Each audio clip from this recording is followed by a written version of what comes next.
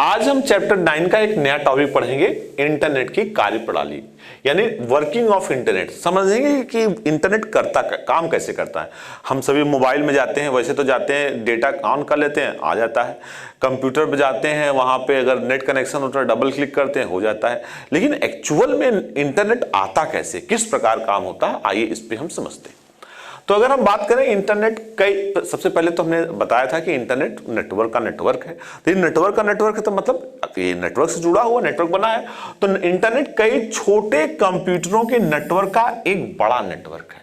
मतलब कई छोटे छोटे नेटवर्क जोड़ के एक बहुत बड़ा नेटवर्क बनाते हैं। ठीक है, एक बिग नेटवर्क है जो दुनिया भर में फैला हुआ। और ये नेटवर्क जो है ऐसा नहीं कि कोई एक शहर में, एक प्रदेश में, एक देश में है, बल्कि पूरे दुनिया के लगभग सारे देशों में इंटरनेट की पहुंच हो चुकी है। आगे बात करते हैं। इसमें कई नेटवर्क, ठीक है, इसमें कई नेटवर्क, एक नहीं कई नेटवर्क या केबल या उपग्रह, सैटेलाइट या मॉडल डिवाइस की सहायता से आपस में जुड़े कनेक्ट। मतलब केबल भी यूज है, सैटेलाइट भी यूज है, और इसका एक मॉडल है। मतलब मॉडल का मतलब होता है कोई जब हम कार्य करते हैं तो मॉडल होता है।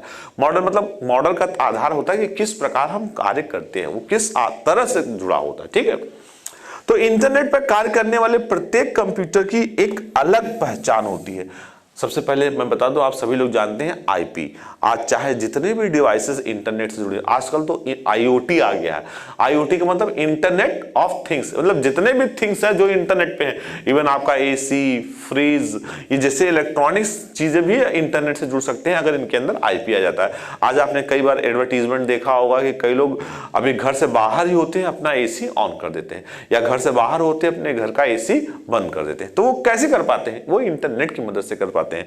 तो जिससे किसी भी कंप्यूटर को दूसरे कंप्यूटर के बीच में पहचाना जा सकता है। जैसे हर आदमी का नाम होता है, उसकी एक पहचान होती है, सेम उसी प्रकार इंटरनेट पे हर कंप्यूटर का एक पहचान होती है, एक आईडी होती है, जिसकी मदद से आप कंप्यूटर पे, एक कंप्यूटर से दूसरे कंप्यूटर पे उसको आसानी से पहचान सकते हैं। ठीक है, तो आगे हम देखते हैं कि इंटरनेट पर भी वांछित यानी डिजायर कंप्यूटर, जिससे सूचना इंफॉर्मेशन प्राप्त करनी है, जिसे सूचना प्रेषित करनी है, कुछ इस तरह ही पहुंचाता है जब हम कोई संदेश, मैसेज इंटरनेट पे प्रेषित करना चाहते हैं। जैसे क्या होता है, जैसे हम लोग देखते हैं, जैसे हम लोग चिट्ठी भेजते थे, तो चिट्ठी भेजते थे एक एड्रेस से दूसरे एड्रेस पे जाती है। चिट्ठी में हम क्या बताते हैं, उसका बताते हैं कि वो किस शहर का है या किस देश का है, पूरा पता बताते हैं। सेम उसी प्रकार इंटरनेट पे भी जो है हर कंप्यूटर का अपना एक यूनिक एड्रेस होता है। इसीलिए जो भी हम इंफॉर्मेशन भेजते हैं तो आसानी से एक स्थान पे दूसरे स्थान पे पहुंच सकता है। ठीक है, तो वह सूचना या इंफॉर्मेशन सर्वप्रथम कंप्यूटर के सबसे नजदीकी नियरेस्ट सर्वर तक पहुंचती है। यानी जब हम कोई ईमेल करते हैं तो वो जो कंप्यूटर पे जो हमने ईमेल किया, तो अगर हम जिस आईएसपी से जुड़े हैं, जो इस इंटरनेट से जुड़े, तो हमारी सूचना जो भी हमने भरा वो सबसे पहले जो हमारा नियरेस्ट सर्वर है वहां तक पहुंचता है। ठीक, अब इसमें दो चीज मैं आपको बताऊं। कई बार क्वेश्चन आता है कि सर्वर क्या है। तो दो कंप्यूटर में दो चीजें होती हैं। हमने कई बार आपने पिछले वीडियो में बताया था, आप देख भी सकते हैं। क्लाइंट और सर्वर, कंप्यूटर दो प्रकार के होते हैं, एक होता है क्लाइंट और दूसरा होता है सर्वर। क्लाइंट ऐसे कंप्यूटर होते हैं जो सर्विस लेते हैं। जैसे क्लाइंट कभी ये हमारा क्लाइंट है, तो क्लाइंट का मतलब वो हमसे सर्विस ले रहा है। सेम कॉन्सेप्ट यहां पर भी है कि वह कंप्यूटर जो सर्विस लेता है वह क्लाइंट कहलाता है, और वह कंप्यूटर जो सर्विस देता है, ठीक है, तो जो सर्विस देगा वो क्या का सर्वर कहलाएगा। तो सर्वर क्या है, व्हाट इज सर्वर? सर्वर वो कंप्यूटर होते हैं जो सर्विस प्रोवाइड करते हैं, और क्लाइंट क्या होता है? क्लाइंट वो कंप्यूटर जो सर्विस लेते हैं। आई होप समझ में आ गया होगा। ठीक, तो इस तरह बात करते हैं कि इस सर्वर के साथ उपलब्ध अवेलेबल राउटर क्या होता है? राउटर जो कि उसको नेटवर्क को जोड़ने का काम करता है। ठीक है, डिसिमिलर नेटवर्क को जोड़ने। वैसे तो अगर हम सिंपल नेटवर्क की बात करें, एक अपने लैन की बात करें, तो एक लैन में जोड़ने के लिए हमें स्विच ही काफी है। ठीक है, स्विच और हब दो चीजें होती हैं, वो आगे हम डिटेल में और बताएंगे। आप अगर सबसे बेसिक जो आजकल आप आम घरों में या साइबर कैफे में भी या स्कूल कॉलेज में दे सकते हैं, वो हम सिंपली राउटर, और राउटर से पहले हम स्विच का इस्तेमाल करते हैं। आप वो उसमें पोर्ट होते हैं, 8 पोर्ट का होता है, 16 पोर्ट का होता है, 32 पोर्ट का होता है, जिसमें आपके आरजी केबल्स, RJ45 आप कनेक्टर होते हैं, और यूटीपी केबल्स होते हैं, यूटीपी केबल्स के माध्यम से जोड़ते हैं। तो आधार पर उसके नजदीकी नीरेस्ट सर्वर को प्रेषित करता है। यहां पर उपलब्ध राउटर राउटर का काम है राउटिंग करना, एक टेबल बनाना, एक रूट देना। राउटर को एक से समझ सकते हैं रूट, कहते हैं आप किस रूट से जाएंगे। नहीं, कई बार आपस में बातचीत करते हैं, हम लोग कहते हैं यार मुझे वहां जाना है, तो बात करें किस रूट से जाएंगे। तो सेम चीज यहां पर भी रूट, आप राउटर को बात कर सकते हैं कि ये रूट बताएगा कि किस रूट से आपका इंफॉर्मेशन जाएगा।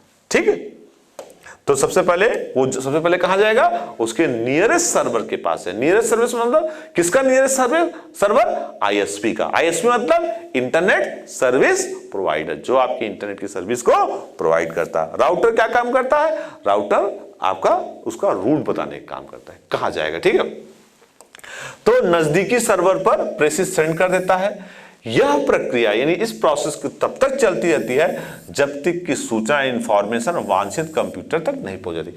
यानी पहले नियरेस्ट सर्वर, फिर उसके सर्वर। तो जैसे आप 4 लोग हैं, 4 लोग के पास 5वें लोग के पास इंफॉर्मेशन आपने उनको दिया, उन्होंने उसको दिया, फिर उन्होंने, तो एक एक करके देते गए। लास्ट हमने कहा भैया पर्टिकुलर एक्स पर्सन को पहुंचना है, एक्स पर्सन 4 लोगों के बाद है, लेकिन 4 लोग हमसे जुड़े नहीं, तो एक को दिया, दूसरे दिया, तीसरे दिया, चौथे दिया, उनको पहुंच गया। जब उनके पास पहुंच गया तो वो एक्नॉलेजमेंट देंगे कि हाँ भैया हमारे पास पहुंच गया। तो एक मेथड है, वो डिटेल मेथड आपको कभी बताएंगे। ठीक है, तो अगर बात करते हैं सूचना इंफॉर्मेशन का आदान प्रदान, एक्सचेंज, पैकेट कुछ बाइट का समूह के रूप में होता है। अर्थात अगर जो सूचना की बात करें, इंफॉर्मेशन की बात करें, पैकेटों में विभक्त होता है। ये जो सूचना होती है वो पैकेट्स में होती है। पैकेट जैसे हम कहते हैं कोई भी सामान में भेजना है, हम पैकेट बना के भेजते हैं। सेम इसी प्रकार कंप्यूटर की भाषा में भी जो हम सूचनाओं को भेजते हैं वो पैकेट्स के रूप में भेजते हैं। ठीक है, फिर सर्वर होते हुए, ठीक है, वो पैकेट्स सर्वर होते हैं, मतलब एक सर्वर से दूसरे सर्वर, तीसरे सर्वर, तीसरे चौथे सर्वर होते हुए वांछित स्थान पर पहुंचता। वांछित मतलब डिजायर्ड लोकेशन, जिस लोकेशन पे हमें भेजना है। ठीक है, यहां यह कतई आवश्यक नहीं है कि सभी पैकेट एक ही मार्ग में पहुंचे। ये कोई जरूरी नहीं है कि हम जितने पैकेट हैं वो एक ही मार्ग से पहुंचे। अगर सूचना इंफॉर्मेशन की ये पैकेट जो भी खाली मार्ग होगा, उपलब्ध होगा, उसी का उपयोग करते हुए वांछित स्थान पर पहुंच जाते हैं। जो भी डिजायर्ड लोकेशन है वहां पर वो पहुंच जाते हैं। ठीक, आगे देखते हैं। तो हमने देखा कि सूचना कैसे जाती है। सबसे पहले जो सूचना हमने इंफॉर्मेशन भेजा तो वो एक सर्वर से दूसरे सर्वर, दूसरे से तीसरे पर ये जाती है। ठीक, आगे बात करते हैं सूचना सुरक्षा संचालन केंद्र, मतलब हमारा जो इंफॉर्मेशन है वो सिक्योर रहे। ठीक है, तो इंफॉर्मेशन सिक्योरिटी, आपका सिक्योरिटी ऑपरेशन सेंटर ISOC, ये बड़ा जरूरी है, बहुत इंपॉर्टेंट है। हमने बड़ी गोपनीय चीज भेज दिया ईमेल से, तो वो अब ईमेल से हमने भेजा, वो गोपनीय है भी या नहीं भी है, पता चला किसी ने बीच में हैकर और क्रैकर ने हैक कर लिया, क्रैक कर लिया। ठीक, तो इसके लिए क्या हुआ, इसके लिए एक इंफॉर्मेशन सिक्योरिटी ऑपरेशन सेंटर बनाया गया। कब बनाया गया, तो बनाया गया 1992 में। कब बनाया गया, 1992 में। इंटरनेट से संबंधित मानकों यानी स्टैंडर्ड की बात करें, प्रोटोकॉल्स की बात करें, नीतियों की बात करें, का विकास डेवलपमेंट करने के लिए एक गैर लाभकारी अंतरराष्ट्रीय संस्थान का गठन। यह उपयोगकर्ताओं को इंटरनेट के संबंध में शिक्षित करने के लिए विकसित या डेवलपमेंट किया गया। नहीं, इसका उद्देश्य की बात करें तो यह इंटरनेट से जुड़े हुए जितने भी सूचनाएं हैं, उनके इंफॉर्मेशन है, उन्हें बताने के लिए, उन्हें शिक्षित करने के लिए इसका डेवलपमेंट किया गया था। किसका डेवलपमेंट किया गया था, information security operation centre ISOC। तो ये क्वेश्चन बन सकता है कि ये 2 क्वेश्चन बन सकता है। एक तो पहले ISOC का फुल फॉर्म क्या है, तो फुल फॉर्म है इंफॉर्मेशन सिक्योरिटी ऑपरेशन सेंटर। दूसरा कब बना है, तो दूसरा बता सकते हैं 1992 में, 1992 में। एक क्वेश्चन और भी बन सकता है कि किसका उद्देश्य क्या था, तो इसका उद्देश्य था जो उपयोग करता है, जो इंटरनेट यूज करते हैं, उन्हें इंटरनेट से रिलेटेड सूचनाओं को देना है, उन्हें शिक्षित करना, उन्हें एजुकेट करना। ठीक, आगे देखते हैं। नेक्स्ट है कि इंटरनेट आर्किटेक्चर बोर्ड। भाई पहला तो सिक्योरिटी था, दूसरा है इंटरनेट आर्किटेक्चर बोर्ड की बात करें तो इंटरनेट आर्किटेक्चर बोर्ड IA, ठीक है, क्या, इंटरनेट आर्किटेक्चर बोर्ड। यह संस्थान यानी ऑर्गेनाइजेशन सूचना सुरक्षा संचालन केंद्र यानी इंफॉर्मेशन सिक्योरिटी ऑपरेशन सेंटर द्वारा निर्धारित मानकों के अंतर्गत, मतलब ISOC ने जो भी मानक निर्धारित कर दिया, जो भी स्टैंडर्ड बता दिया, अंतर्गत इंटरनेट के लिए आवश्यक तकनीकी, इंटरनेट के लिए क्या तकनीकी होंगी, और इंजीनियरिंग विकास, इंजीनियरिंग डेवलपमेंट का कार्य किया। ठीक है, यानी ISOC को मदद करना। यानी अगर हम इंटरनेट आर्किटेक्चर बोर्ड की बात करें तो ISOC ने जो भी मानक बता दिया, तो उसके लिए जो भी आवश्यक तकनीकी होगी यानी टेक्निक होगी, इंजीनियरिंग का डेवलपमेंट होगा, वो किसका कार्य होगा? वो होगा IAB का। ठीक है, आगे देखते हैं। तीसरा है internet corporation for assigned name and number. ठीक है, ये क्या है? Internet corporation for assigned names and number. ठीक, तो अगर इसी बात कहें तो वर्ष 1998 में, कब की बात है? वर्ष 1998 में, 1998 में इंटरनेट पे IP पता, ठीक है, IP पता तथा डोमेन नेम प्रदान करने और उसके मानकों को निर्धारण करने के लिए संगठन यानी ऑर्गेनाइजेशन स्थापित किया गया। जैसे हमने कहते हैं अमरउजाला.com या SSC.com या .org, या हम कहते हैं student.knowledge.gov.in, ये क्या है? डोमेन नेम है। तो ये डोमेन नेम कैसे बनेंगे? gov. कैसे बनेंगे? com कैसे होगा? org कैसे होगा? या कंप्यूटर का IP किस प्रकार बनेगा? इस सब का निर्धारण 1998 में इंटरनेट पर IP का पता सब करने के लिए corporation for assigned name and number, ठीक है, ये ऑर्गेनाइजेशन बना। ठीक, अब आते हैं चौथे, डोमेन नेम रजिस्ट्रेशन। ठीक है, रजिस्ट्रार, डोमेन नेम रजिस्ट्रार की बात करते हैं। जैसे आप सब लोग डोमेन नेम खरीदते हैं, परचेज करते हैं, तो internet corporation for assigned name and numbers द्वारा निर्धारित यानी मानकों यानी स्टैंडर्ड के अनुसार इंटरनेट के प्रयोग के लिए डोमेन नेम प्रदान करने वाला गैर सरकारी संस्थाओं, यानी ये भी नॉन गवर्नमेंट वाला है, गैर संस्थाओं को डोमेन नेम रजिस्ट्रार कहते हैं। क्या बोलते हैं? Domain name registrar. जहां से हम डोमेन नेम से संबंधित सारे कार्य वहां पे परफॉर्म होते हैं, वो कहलाता है डोमेन नेम रजिस्ट्रार। आगे बात कर रहे हैं इंटरनेट इंजीनियरिंग टास्क फोर्स। ये क्या है? ये है IETF। क्या है? IETF, internet engineering task force. ये भी एक संगठन है। ये क्या है? ये भी एक संगठन है। इस संगठन का मुख्य उद्देश्य, अगर इस संगठन का मुख्य उद्देश्य क्या है? मुख्य उद्देश्य इंटरनेट मानकों यानी स्टैंडर्ड का विकास करना था, इंटरनेट के उपयोग को बढ़ावा देना है। यानी IETF का मुख्य कार्य था इंटरनेट को बढ़ावा देना। ज्यादा था, अब तो भाई इंटरनेट हर जगह यूज हो रहा है, तो हम कह सकते हैं कि IETF का बड़ा योगदान रहा कि उन्होंने इस तरह से प्रचारित किया कि आज इंटरनेट का उपयोग हर जगह हो रहा है। अब नेक्स्ट आता है world wide web consortium, WWW consortium. तो ये क्या है? यह संस्था वर्ल्ड वाइड वेब के प्रयोग के लिए मानकों का निर्धारण करती थी। किसके लिए करती थी? जो भी हम वर्ल्ड वाइड वेब यूज करते हैं उसके लिए स्टैंडर्ड बनाती थी। और इसका गठन 1994 में किया गया था। कब किया गया था? 1994 में, 1994 में। देखिए 90 के दशक के बाद एक्चुअल में देखें अगर इंटरनेट का जो विकास हुआ वो 90 के दशक के बाद हुआ। 90 के दशक के बाद इंटरनेट की दुनिया में एक क्रांति आ गई। अब हम समझते हैं कुछ परीक्षा तथ्य सार जो परीक्षा से रिलेटेड क्वेश्चन पूछा करते हैं उनके बारे में हम समझते हैं। कंप्यूटर तथा इंटरनेट के द्वारा किया गया गैर कानूनी कार्य कहलाता है। यह हम सभी लोग जानते हैं कि अगर आप इंटरनेट पे कोई भी इस तरह का गैर कानूनी कार्य करते हैं जो कि कानून जिस बात की इजाजत आपको नहीं देता है, इस प्रकार का कोई भी काम होता है वो कहलाता क्राइम। पहले तो क्राइम हो गया, चूंकि इंटरनेट पे हो रहा है इसलिए इसे बोलते हैं साइबर क्राइम। क्या बोलते हैं? Cyber crime. किस लिए साइबर क्राइम? इंटरनेट पे कोई भी गैर कानूनी कार्य करेंगे तो कहते हैं साइबर क्राइम। इसके लिए साइबर लॉ भी बना हुआ है। साइबर लॉ के तहत आपको क्या हो सकता है? जेल हो सकती है, पनिशमेंट हो सकता है, कुछ भी हो सकता है जो भी उस लॉ के तहत आता हो। आगे बात करते हैं वेबसाइट एक्सेस करने के पश्चात सबसे पहला जो पेज दिखाई पड़ता है उसे क्या कहते हैं? बताइए। जब हम लोग इंटरनेट का कोई भी पहला पेज खोलते हैं तो क्या बोलते हैं? बिल्कुल सही, उसे बोलते हैं होम पेज। होम का मतलब शुरुआत। वैसे भी हम जब भी कुछ शुरुआत करते हैं कहाँ शुरुआत करते हैं? अपने घर से। कहीं हमें निकलना हो तो सबसे पहले अपने घर पे निकलते हैं।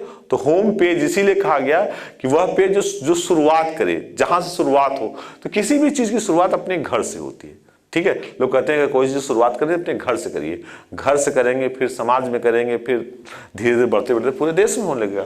सेम उसी प्रकार होम पेज मतलब वो पेज जो पहला पेज उसे होम पेज कहते हैं। ठीक, आगे है कि समस्या को सुलझाने की व्यवस्थित प्रक्रिया कहलाती है। अगर हम बात करें बहुत बड़ा कॉमन है, अगर प्रॉब्लम हो गई है, अब प्रॉब्लम को दूर करेंगे तो प्रॉब्लम के लिए हम लोग क्या यूज करते हैं, ट्रबल, और दूर करने के लिए क्या यूज करते हैं, शूटिंग। तो इसे बोलते हैं ट्रबल शूटिंग। ठीक है, किसी प्रॉब्लम को दूर करना मतलब ट्रबल शूट करना। आगे बात करें, मोबाइल फोन का उपयोग करके धन स्थानांतरण करने वाली प्रक्रिया करते हैं।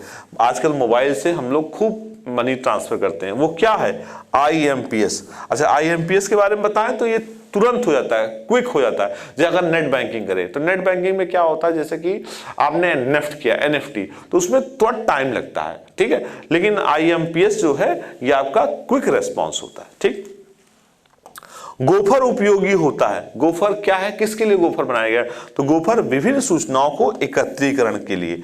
अगर हमें डिफरेंट सूचनाओं को एकत्रित करना है तो उसके लिए हम इस्तेमाल करते हैं गोफर का इस्तेमाल करते हैं। किसका इस्तेमाल करते हैं, गोफर का। ठीक है, ये आपको पता होना चाहिए गोफर का क्या होता है, किस लिए यूज करते हैं।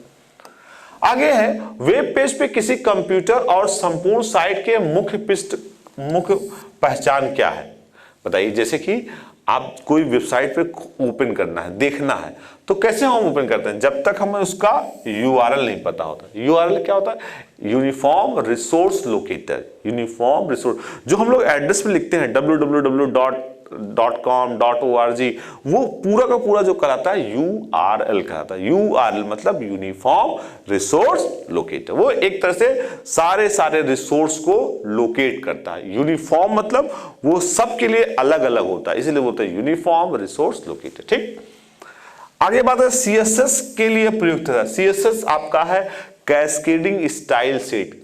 किसके लिए कैस्केडिंग, इंटरनेट पे जब हम डिफरेंट जैसे सिंपल HTML पेज जाते हैं तो HTML पेज क्या होता है, हाइपर टेक्स्ट मार्कअप की मदद से स्टैटिक पेज बनते हैं। लेकिन उसी पेज में अगर हमें आर्टिस्टिक बनाना है और स्टाइलिश बनाना है तो हम CSS का यूज करते हैं। काफी पॉपुलर है CSS, तो CSS है कैस्केडिंग स्टाइल शीट्स। ठीक, आगे है, डिजिटल पेमेंट में विस्तृत लेन देन के लिए स्थानांतरण मोड है। तो जैसे नेफ्ट हम इस्तेमाल करते हैं नेफ्टी, लेकिन अगर हमें बड़ा पेमेंट करना है तो बड़े पेमेंट के लिए RTGS का प्रयोग करते हैं। किसका प्रयोग करते हैं, RTGS। RTGS का फुल फॉर्म की बात करें क्या होता है, real time gross settlement. Real time gross settlement होता है। आगे W3C का क्या अर्थ है, यार W3 का मतलब क्या है, W3 मतलब 3 बार W।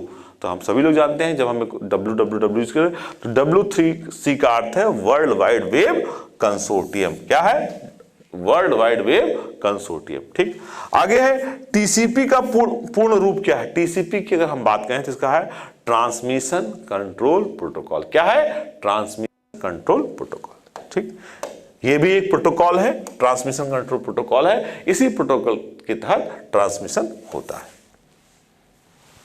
आगे है इंटरनेट के उपयोग, यूज ऑफ इंटरनेट। तो ये तो बहुत ही कॉमन है कि आज सभी लगभग सभी लोग जानते हैं कि इंटरनेट का प्रयोग कहाँ हो रहा, किस प्रकार से हो रहा।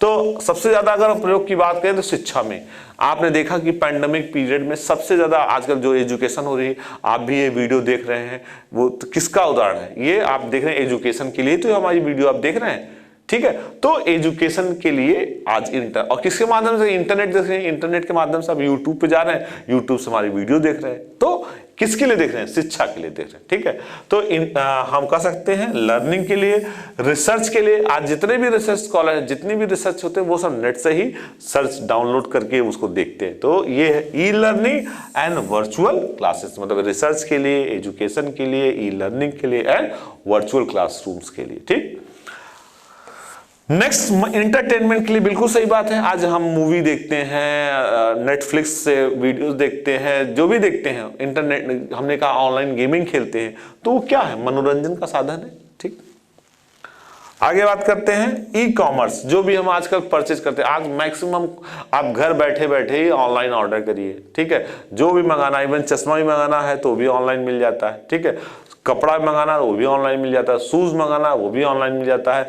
यानी अब इंटरनेट पे आप जो है ई कॉमर्स में लगभग सब चीज मिल सकते हैं। आप तो अब तो जैसे आपको घरेलू गांव के लिए कंडी चाहिए तो कंडी तक भी ऑनलाइन ऑर्डर कर सकते हैं। तो मतलब कि अब दवा तो हो ही गया, दवा हो गया, कपड़ा हो गया, लगभग सारी चीजें हो गई हैं।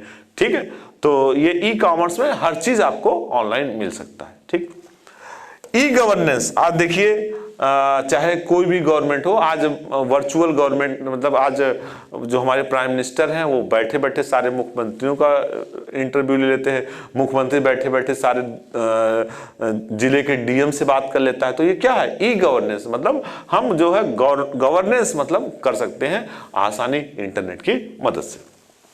आगे इंटरनेट प्रोटोकॉल एंड टेलीविजन। ये क्या? इंटरनेट प्रोटोकॉल टेलीविजन, इसका भी प्रयोग करते हैं। इंटरनेट प्रोटोकॉल टेलीविजन IPTV में आजकल हम इंटरनेट के माध्यम से बड़े आसानी से अपने घर में टीवी देख सकते हैं, जो देखना चाहे उसको भी देख सकते हैं। तो ये इंटरनेट प्रोटोकॉल टेलीविजन है। ठीक, आगे ई टेलीफोनी। ई टेलीफोनी आज बैठे वीडियो कॉल कर सकते हैं, कॉल भी कर सकते हैं, तो ई टेलीफोनी में हो गया। न्यूज ग्रुप्स, आज देखिए डिफरेंट न्यूज ग्रुप्स बने हैं। हम इंटरनेट के मदद से घर बैठे बैठे जो न्यूज देखना चाहें वो हम न्यूज देख सकते हैं। ठीक है, आगे यूजनेट। यूजनेट भी एक आपका प्रकार होता है इंफॉर्मेशन को जानने का। वर्ल्ड वाइड वेब, तो हम इसकी वर्ल्ड वाइड वेब की मदद से तो सारी इंफॉर्मेशन देख रहे हैं। ईमेल हमने आपको बताया है कि ईमेल जैसे कि हमें एक सूचना एक स्थान से दूसरे स्थान भेजना है, चाहे वो डेटा हो, चाहे वो इमेज हो, वीडियो हो, किसी भी फॉर्म में हो, हमें एक स्थान से दूसरे स्थान में भेजना हो तो हम ईमेल का प्रयोग करते हैं। ठीक, सोशल नेटवर्किंग। भाई आजकल तो मैक्सिमम लोगों का समय सोशल नेटवर्किंग साइट पे ही जाता है, और उसमें सोशल नेटवर्किंग फेसबुक आ गया, ट्विटर आ गया, लिंक्डइन आ गया, ये सब क्या है? सोशल नेटवर्किंग साइट्स हैं। एक तरह से समाज में आपके कोई मित्र बहुत सालों से आपसे ना मिला हो, उसका नाम फेसबुक पर डालिए, इंटर करिए, आपको उसकी फोटो मिल जाएगी, आप फोटो से देख लीजिए, या आप अपने स्कूल या कॉलेज का नाम से सर्च कर लीजिए। तो सोशल नेटवर्किंग की मदद से हम बड़े आसानी से घर बैठे हुए, जैसे लॉकडाउन हुआ तो लॉकडाउन में क्या हो गया? लॉकडाउन में आदमी अपने घर बैठे हुए आसानी से सोशल साइट से लोगों से बात कर रहा है, चैट कर रहा है। ठीक, आगे टेलनेट था रिमोट लॉगिन। टेलनेट क्या है? ये एक आपका ये भी प्रोटोकॉल होता है, जैसे कि हम सपोज हमारे कंप्यूटर में लाइनक्स है, आप कंप्यूटर विंडोज है, अब आपको जो है विंडोज पे लाइनक्स से कमांड चलाने हैं तो आप टेलनेट की मदद से कनेक्ट कर लीजिए। ठीक, और तो टेलनेट एक तरह से किसके होता है? रिमोट लॉगिन के लिए। रिमोट मतलब दूर, लॉगिन मतलब लॉगिन करना। दूर कंप्यूटर पे हम लॉगिन करना चाहते हैं तो टेलनेट का हम इस्तेमाल कर। वीडियो कॉन्फ्रेंसिंग, तो जैसे देखा वीडियो कॉन्फ्रेंसिंग क्या होता है? एकदम लाइव चैटिंग होती है। हम जैसे मैं बोल रहा हूं और पर्टिकुलर कहीं आप सुन रहे तो एकदम एक्चुअल फीलिंग आएगी वीडियो कॉन्फ्रेंसिंग में, क्योंकि वीडियो जाती है उसमें आवाज भी जाएगी, पिक्चर भी जाएगी, और डायरेक्ट क्रिकेट, जैसे कि आजकल कॉन्फ्रेंस करते हैं गवर्नमेंट वाले, ज्यादातर वीडियो कॉन्फ्रेंसिंग करते हैं। बड़े बड़े प्राइवेट ऑर्गेनाइजेशन में भी जैसे बॉस है, GM है या डायरेक्टर हैं, अपने एम्प्लॉय से बात करने के लिए भी वीडियो कॉन्फ्रेंसिंग का प्रयोग करते हैं। इंस्टेंट मैसेज मतलब तुरंत मैसेज पहुंचता है, जैसे आप व्हाट्सएप से या इंस्टाग्राम से तुरंत आप मैसेज देते हैं, वो तुरंत पहुंचता है, that is the instant messaging. Chatting की बात करें तो आजकल तो चैटिंग, भाई चैटिंग कई है, याहू मैसेंजर पे हम लोग शुरुआत में चैटिंग करते थे, अब जो है व्हाट्सएप पे चैटिंग होती है, फेसबुक पे चैटिंग होती है। तो चैटिंग तो मैक्सिमम जगह पर इसका इस्तेमाल करते हैं।